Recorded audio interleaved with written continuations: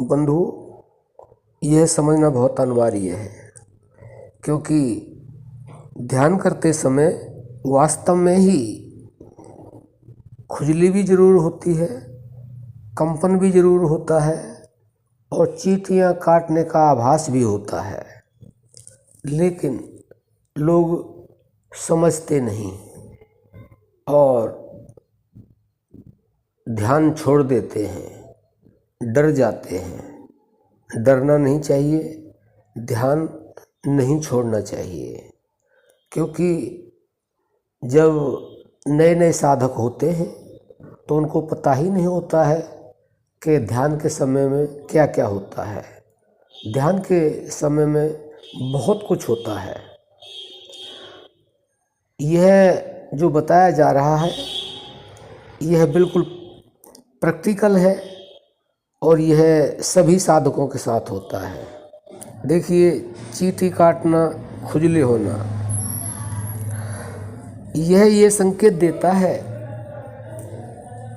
कि हमारा मन ध्यान में जाना नहीं चाहता है, क्योंकि ध्यान में मन अपना बंधन समझता है, क्योंकि इसको बाहर घूमने की आदत पड़ी हुई है।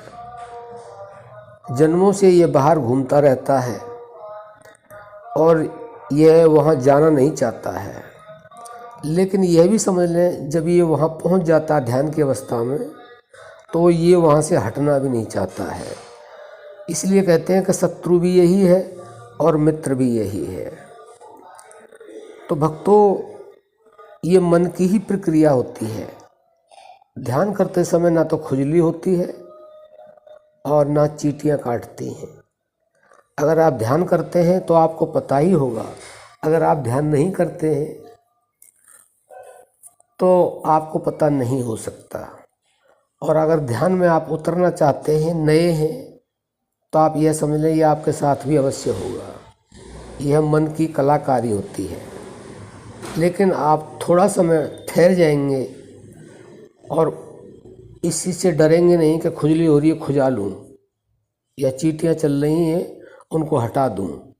आप यह मन से निकाल देंगे, मन में यह निश्चय कर लेंगे कोई चींटी नहीं, कोई खुजली नहीं, तो वह मन अपनी कलाकारी छोड़ देता है, क्योंकि वह समझ जाता है कि इस साधक को, इस ध्यान करने वाले को यह पता चल चुका है कि ये कलाकारी मेरी है, शरीर की नहीं है।